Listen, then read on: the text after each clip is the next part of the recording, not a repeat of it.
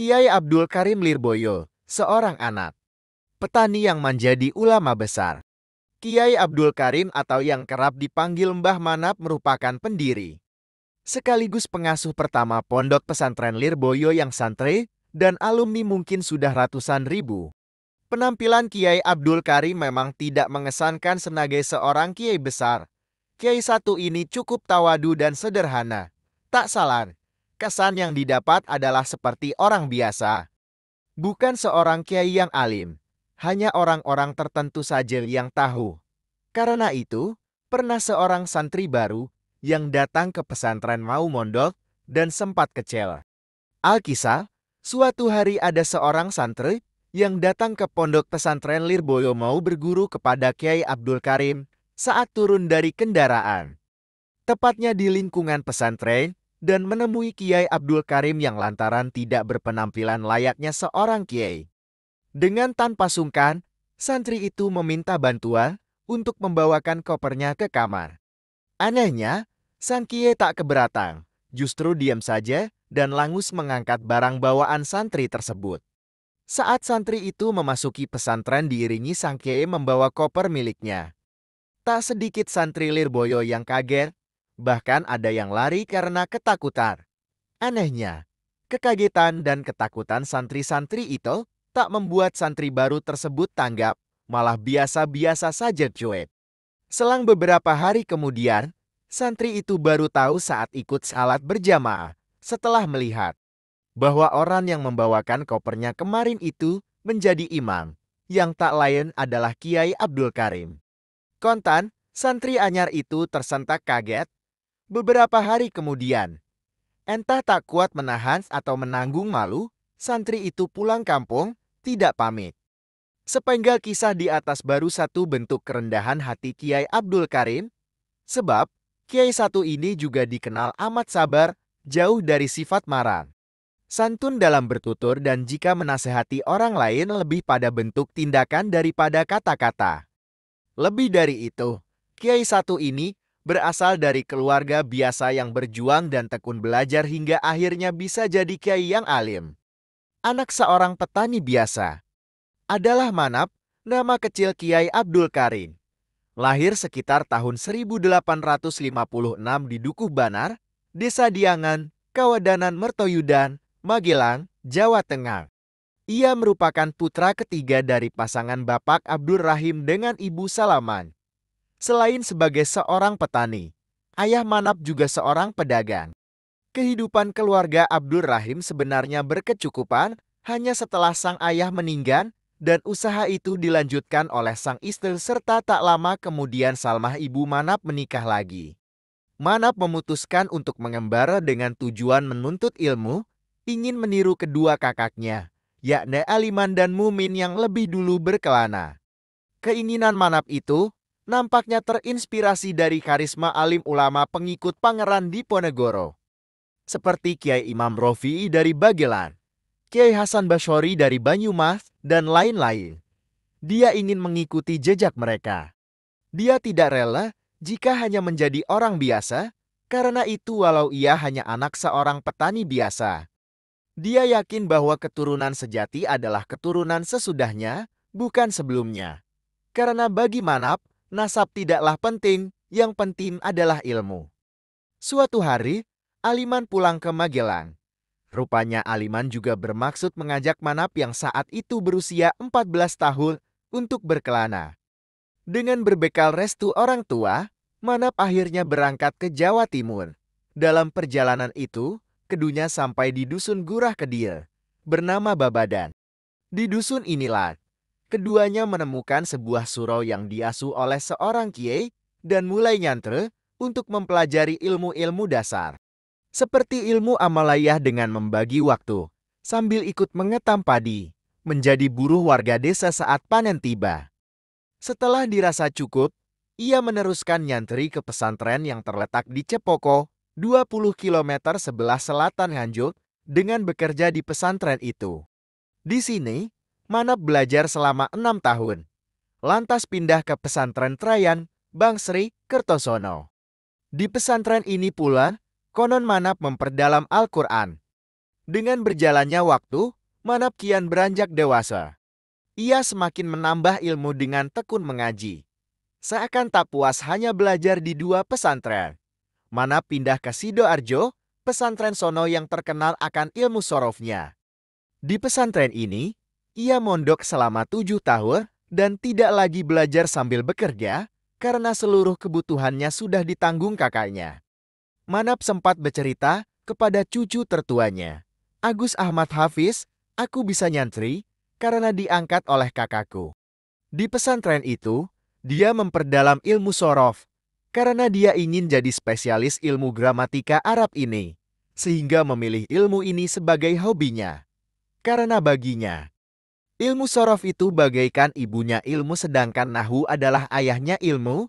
Dari sono, ia lalu nyantri ke pesantren Kedungdoro dan kemudian ke Madura untuk nyantri kepada Syekhuna Khalil Bangkalan W. tahun 1923. Saat belajar ilmu di Madura, Manap banyak menimba ilmu dan tak jarang menerima berbagai ujian. Sempat Manap bekerja guna mencukupi kebutuhan hidup sehari-hari bersama Abdullah Fikih dari Cemara, Banyuwangi ke daerah Bangwangi dan Jember. Tapi, apa yang terjadi setelah ia bersusah payah kerja dan pulang dengan membawa hasil? Justru, hasil dari kerjanya itu diminta oleh Syekhona Kolin untuk makanan kambing-kambing sang kiai. Mau bagaimana lagi? Manap menyerahkannya. Rupanya itu sebagai isyarat dari Syekhuna Khalil bahwa Manap ternyata tidak diizinkan bekerja. Konon, sebagai gantinya Manap disuruh memetik daun pesi yang tumbuh di sekitar pondok untuk makan sehari-hari. Dari daun itu, Manap mengganjal perutnya. Konon sering makan sisa kerak nasi dari teman-temannya atau kadang ampas kelapa. Tetapi, semua ini tidak pernah ia keluhkan. Bertahun-tahun, ia melakukan tirakat ini sehingga tak aneh jika Manap lebih dikenal sebagai santri yang betah dalam keadaan lapar.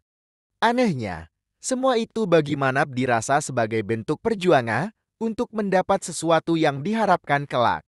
Di pesantren ini, hampir 23 tahun Manap nyantri. Saat itu, ia sudah berusia 40 tahun, sehingga sudah mencerminkan sosok yang alim dan figur Manap pun telah menampakkan sosok seseorang kiai. Tidak salah jika santri-santri menempatkan Manap sebagai kiai, tempat untuk bertanya, minta pendapat dan berguru. Salah satu kiai yang sempat berguru kepadanya adalah Kiai Fakih asal Patik Nganjuk. Kealiman Manap tentunya bukan sesuatu yang turun begitu saja dari langit. Manap dengan tekun mengaji kitab-kitab kuning dan melakukan telaah. Meski dia kekurangan uang untuk membeli kitab, namun dia punya siasat jitu. Konon, Manap sering melakukan barter. Kitab yang sudah dia pelajari, dia tukar dengan kitab-kitab baru milik temannya. Kadang langsung dijual, lalu dari uang itu dia belikan kitab yang baru. Diambil menantu seorang kiai. Setelah cukup lama, Syekhuna Khalil merasa Manap sudah lulus. Lalu Manap pamit pulang. Namun sesampainya di Jawa Timur, dia mendengar salah satu sahabatnya kala mondok di Madura. Kiai Hashim Asy'ari telah 3 tahun membina pesantren di Tebuireng, Jombang yang membuat Manap singgah. Di pesantren ini, ternyata dia tidak sekedar singgah dan malah sempat nyantri selama 5 tahun. Meskipun usia Manap ketika itu sudah mendekati setengah abad, toh dia belum juga melepas masa lajang. Tanpa diduga-duga, datang seorang kiai dari Pare kepada Kiai Hashim yang ingin mengambil menantu Manap. Tetapi, Kiai Hashim diam-diam menolak lamaran itu, karena ingin menjodohkannya dengan salah seorang putri kerabatnya. Putri Kiai Soleh dari Banjarmelate, Kediri. Kiai Manap yang saat itu berusia 50 tahun. Akhirnya menikah dengan Khadijah yang berusia 15 tahun. Walau sudah menikah, Manap toh masih nyantri juga di Tebuireng. Setengah tahun kemudian, karena sebagai suami, dia akhirnya bermukim di Banjarmelati mendampingi sang istri. 1 tahun kemudian, lahir seorang putri pertama, Hanah tahun 1909 dan Manap masih belum memiliki rumah. Akhirnya, Kiai Soleh berkeinginan membeli tanah di Lirboyo dan memberikannya kepada Manap. Pembelian itu tidak menemui masalah.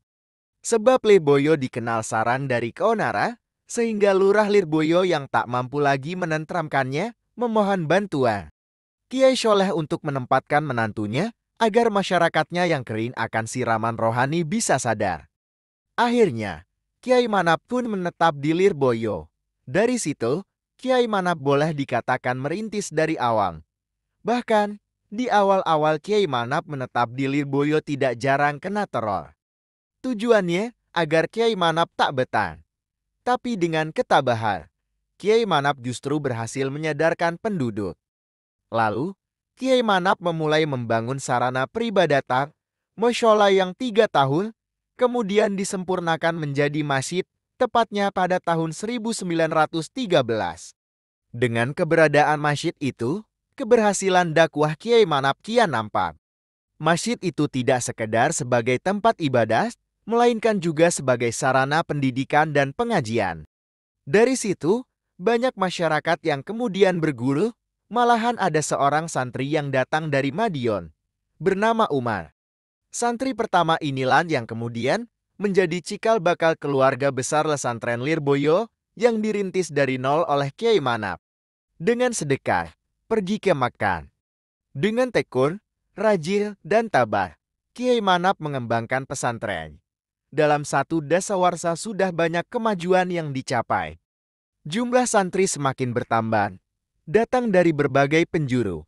Untuk itu, ia kemudian merelakan sebagian tanahnya untuk dihuni santri. Begitulah sifat Kiai Manap, seorang pemimpin sejati yang mendahulukan kepentingan orang di atas kepentingan pribadi.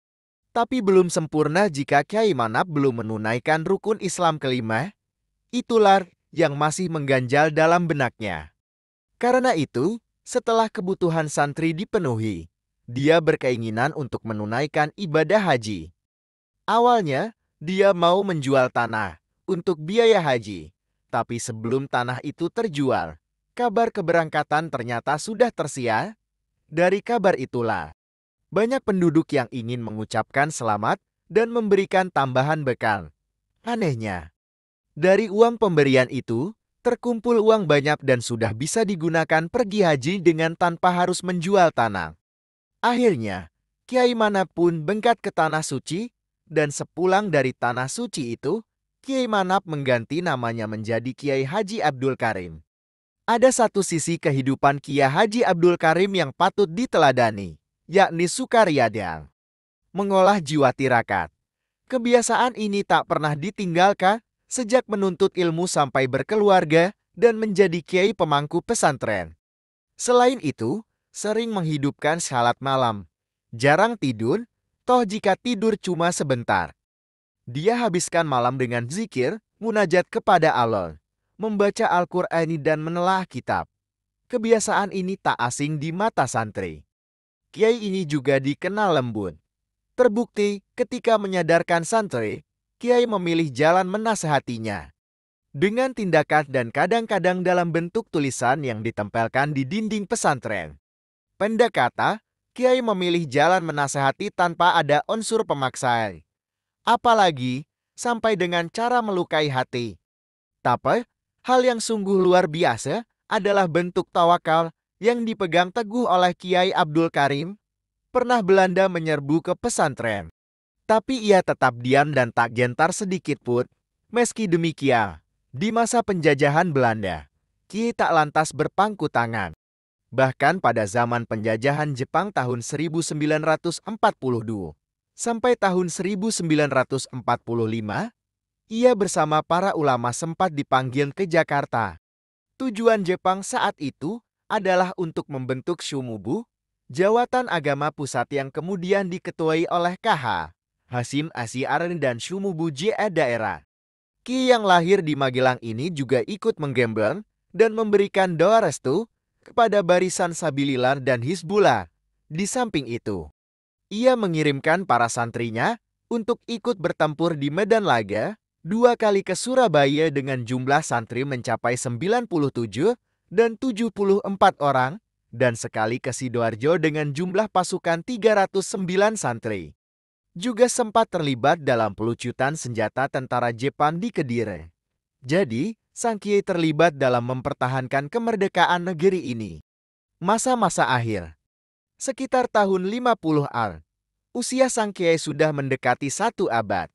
Tetapi, usia itu tidak menghalangi niatnya untuk menunaikan ibadah haji menyertai ibunya.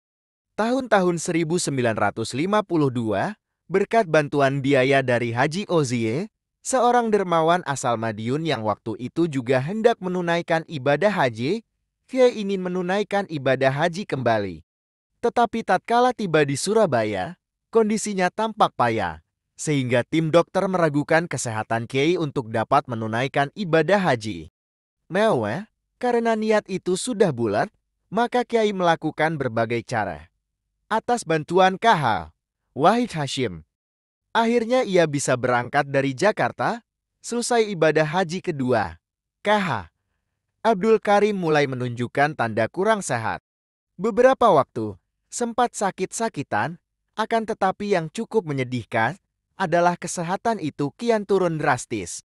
Sehingga saraf sebelah kaki tak lagi berfungsi, mengakibatkan ia lumpuh. Sebenarnya kelumpuhan itu sempat diderita cukup lama, hampir 1,5 tahun.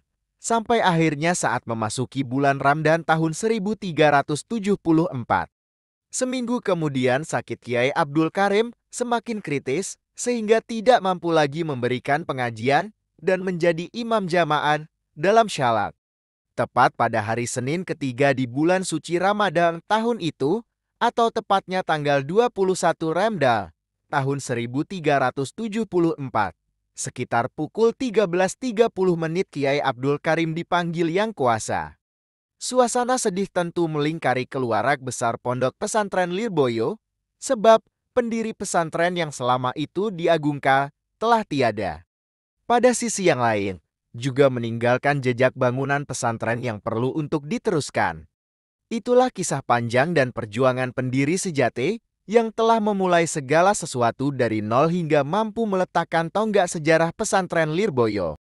Dengan melahirkan nasab yang sekarang meneruskan estafet perjuangan dalam menambah deretan pesantren di tanah air ini. Semoga kita bisa meneladani kehidupan dan perjuangan yang telah ditanamkan Kiai Abdul Karim Lirboyo. Wallahu a'lam.